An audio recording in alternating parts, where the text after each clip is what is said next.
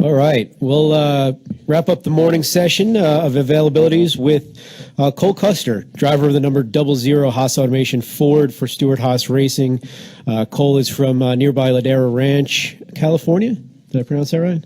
All right. It's about an hour away from the track. So I'm sure you're happy to be home and looking forward to this some home cooking this weekend.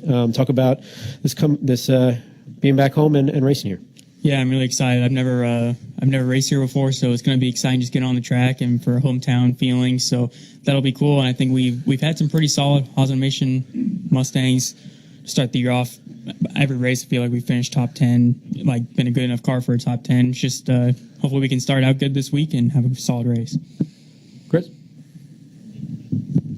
ChrisKnightCatchments.com. Right, or Cole, I was just curious how'd your meeting go with NASCAR this morning with Austin, and are you okay with him not getting fined? Yeah, it went really good. I mean, we both have things that we wish we would have done different, I think, in the moment. So it is what it is, and we'll just try and move on from it. Wolfgang?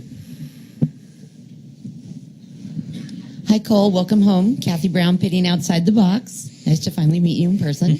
When we spoke in December, you had said that you were looking forward to coming back to Auto Club since you had never raced here before. Now having some races under your belt in the Xfinity Series car, do you have anything that you can now bring to Auto Club racing here this weekend? And another side question, are you planning on going to Irwindale Speedway tomorrow night since it's kind of your home track? Yeah, I mean, a lot of things translate from track to track, just especially on your mile-and-a-half races for here. So I think we've been pretty solid on those races, so we're looking forward to seeing what we have unloading here. I think we should be pretty good. We're pretty confident of it's just probably getting me used to the track and everything because I've never been here before. But I don't have any plans to go to Irwindale tonight. I wish. We've been pretty busy, but if I can definitely try and get over there, I will. Okay. Yeah, Cole, you said you never raced here before. Also, you're in a different car, Xfinity car. Is there any help from your Monster Energy Cup driver colleagues? Yep, I talked to Kevin Harvick this morning and tried to get as much as I could from him because he's definitely one of the best here. So that'll definitely help me a ton. I feel like he's going to help me a ton just getting first laps on the track. I'll know kind of where I want to be. Jerry and then Claire. Jerry Jordan, Kicking the Tires.net and Performance Racing Network. Go back to last week real quick and then to this week. Obviously, you admitted last week you made a mistake. What was going through your mind at that time? And then how much anxiety did you have leading up to this week, knowing that you were going to have to meet with NASCAR? I mean, you've got a few guys in your team that have had those meetings before, so I think they may have been able to give you some encouragement.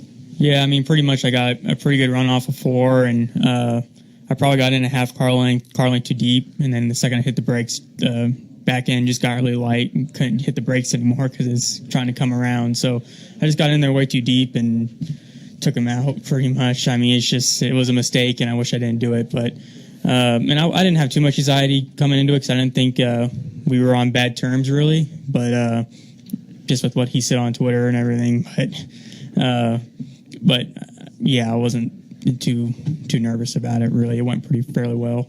You go to some of the other SHR guys and say, "Hey, what's this going to be like?" Not really. I mean, I've been in the NASCAR hauler before, so it's not a new thing. Sirius XM NASCAR Radio, Claire V. Lang. When you have a meeting like that, and it's just par for the course, I mean, it happens in various people's careers, nothing magical and new, but they don't really tell us a lot of what happens in the hauler. Do they have you two converse? You guys never really did sort of fight it out verbally. It's like you kind of got along at the end of the whole thing.